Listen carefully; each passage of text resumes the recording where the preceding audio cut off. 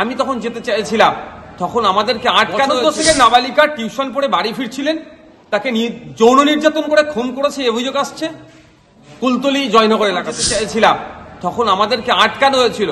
রাস্তা পরিবর্তন করে অন্য রাস্তাতে গিয়েছি, পুলিশ প্রশাসন এসে আমাদেরকে আটকে দিয়েছে।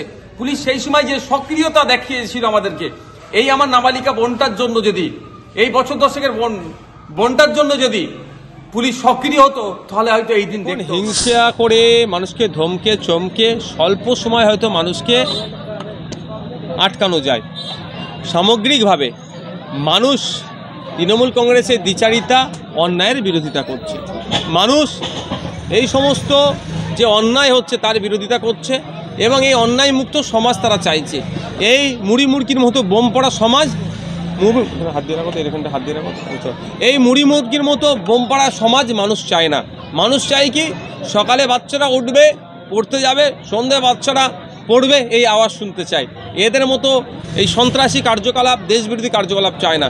সেই জন্য মানুষ যত মানুষকে হিংসা করছে তত মানুষ আইএসএফের দিকে এগিয়ে আসছে। তার মানুষ, সাধারণ মানুষ জানে আইএসএফ পারবে একটা সুন্দর সমাজ ব্যবস্থা গড়ে তুলতে।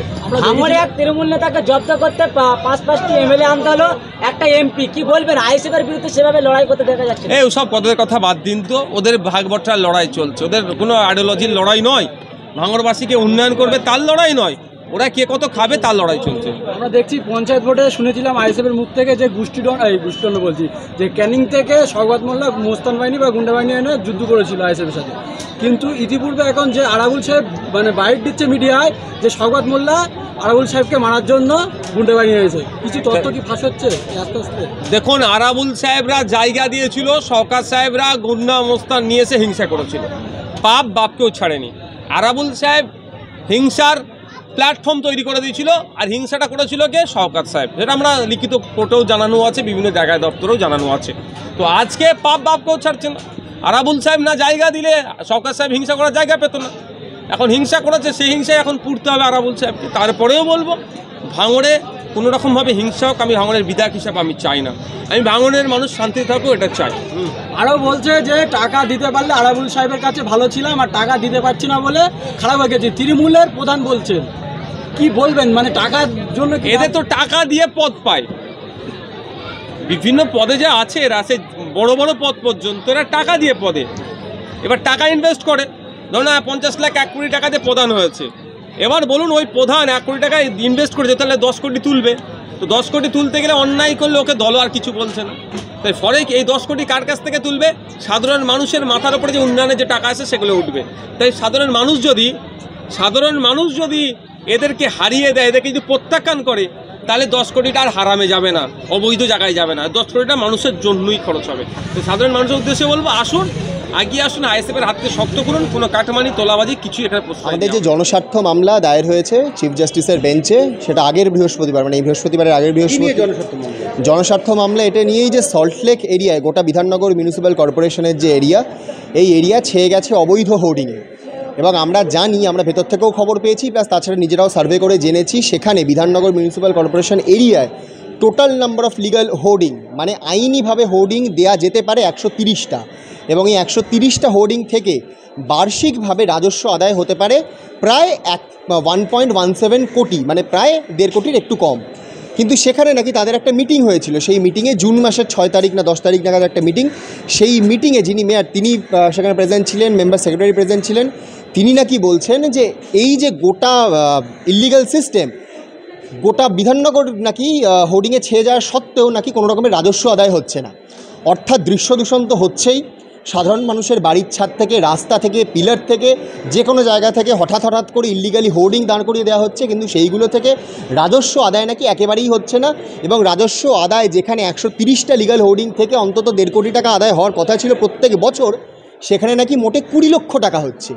20 লক্ষ টাকা গোটা বিধাননগর এরিয়ার যে হোর্ডিং, সেখান থেকে অ্যাডভার্টাইজমেন্ট করে, এটা সম্পূর্ণ একটা হাস্যকর বিষয়। কারণ আমাদের এরপরেও আমাদের বিভিন্ন টিম সেখানে ল্যাটিটিউড লংগিটিউড ওয়াইজ ধরে আমরা সেখানে ইনভেস্টিগেশন করে দেখেছি, কম করে অন্তত 2000 থেকে 2500 খানে ইল্লিগাল হোর্ডিংস সেখানে আছে।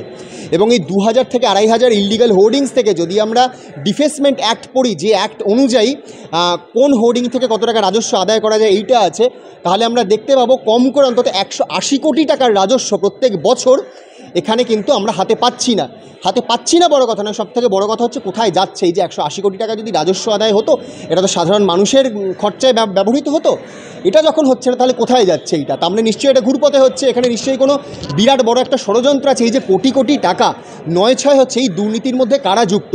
এটা তো লাস্ট 1 বছর ধরে হচ্ছে, এটা দীর্ঘদিন ধরে হয়ে যাচ্ছে। আমরা দেখেছি লাস্ট অন্তত কম করে না হলেও 5-7 বছর ধরে এইটা হচ্ছে। এই যে 5-7 বছর ধরে প্রত্যেক বছর প্রায় 180 কোটি টাকার রাজস্ব লস হচ্ছে বিধাননগর মিউনিসিপ্যাল কর্পোরেশন এরিয়ে, এবং তারা যে এখানে বলছেন তাদের নাকি কোনো রকমের এখন রাজস্ব নেই, তাদের নাকি ভাড়ার এখন শূন্য, গোটাটাই তো একটা এখানে সম্পূর্ণ মিথ্যা কথা বলা হচ্ছে জনসাধারণকে মাথায় টুপি পরানোর জন্য। এই জায়গায় বিচার পাওয়ার জন্যই আমরা গেছিলাম চিফ জাস্টিসের ঘরে, এবং সেখানে আমাদের মামলা অ্যাডমিট করা হয়েছে, নোটিশ ইস্যু করা হয়ে গেছে ডিপার্টমেন্টকে, এবং প্রত্যেক ডিপার্টমেন্টই তাদের অ্যাফিডেভিট তারা লাস্ট দিন দিয়েছেন, এবং তারা হিয়ারিংয়ের সময় তারা অ্যাফিডেভিট দিতে চাননি। সেই জন্য চিফ জাস্টিস তাদেরকে বলেন যে আপনাদের কিন্তু আজকের মধ্যেই সেই অ্যাফিডেভিট ফাইল করতে হবে। যদিও তারা 2 দিন পরে অ্যাফিডেভিট ফাইল করেছেন, সেই অ্যাফিডেভিট আমাদের হাতে আসায় আমরা দেখেছি সেখানে মারাত্মক রকমের তথ্য উঠে আসছে, বিরাট বড় দুর্নীতি এর সঙ্গে যুক্ত আছে, এবং যে দুর্নীতির ফলশ্রুতি স্বরূপ কিন্তু আমরা যদি ডিফেসমেন্ট অ্যাক্ট পড়ি দেখতে পাবো 6 মাসের জন্য কারাদণ্ড আছে এবং 1000 টাকা করে ফাইন আছে। আপনি সেখানে ভেবে নিন যদি 2500খানা শুধু ইল্লিগাল হোর্ডিং, শুধু ডিফেসমেন্ট অ্যাক্ট অনুযায়ী যদি 1000 টাকা করে ফাইন হয়, সেখানে কত টাকা হবে প্রত্যেক বছর শুধু ফাইন? এর সঙ্গে তো আছে অ্যাডভার্টাইজমেন্ট দেওয়া হচ্ছে, মানে যে বিরাট বিরাট কর্পোরেট হাউসগুলো তাদের অ্যাডভার্টাইজমেন্ট দিচ্ছেন, এই অ্যাডভার্টাইজমেন্টগুলো দেওয়া মানেও তো তাদের তো একটা অ্যাডভার্টাইজমেন্ট হচ্ছে, তাহলে তারা বিনা পয়সাতে তেমন অ্যাডভার্টাইজমেন্ট পেয়ে যাচ্ছেন।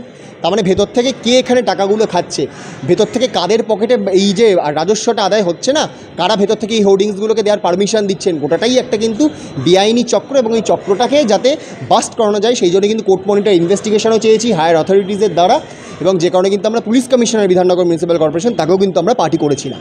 কর্পোরেশনের মধ্যে একটি জানালা কাটলেও কর্পোরেশনকে জানিয়ে কাটতে হয়, সেই জায়গায় ভোটিং মানে জনসম্মুখে জনকে অ্যাডভার্টাইজিং করে, জনকে পাবলিককে দেখানোর জন্য, সেগুলো কীভাবে ইনলিগালভাবে হয়ে যাচ্ছে, এতে কাদের মদত আছে বলে আপনার ধারণা?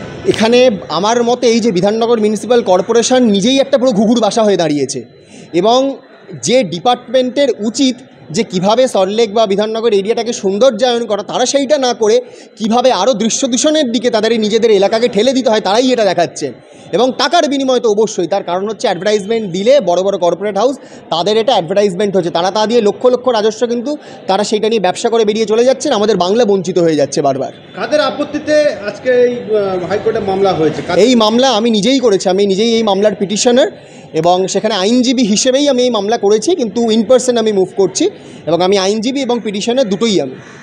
আপনি কি আশা করেন যে আইনের মাধ্যমে এই যে অবৈধ হোর্ডিং যে বিধাননগর সল্টলেকের মধ্যে যে লাগানো হচ্ছে সেটাকে কম করা?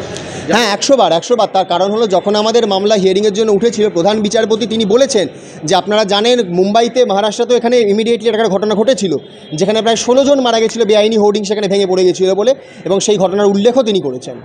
আমরা দেখতে পাচ্ছি যে মানুষের ঘরের ছাদেগুলো সেগুলো লাগানো রয়েছে, তো কর্পোরেশনের অনুমতি ছাড়া সেগুলো লাগানো হয় কীভাবে? আর নিশ্চয়ই কোনো ভেতরের রাস্তা আছে, যে রাস্তাটার কথা আমরা জানি না, যেটা কোনো বাইরের ইনভেস্টিগেটিং এজেন্সি একমাত্র তারা তদন্ত করে বার করতে পারবে।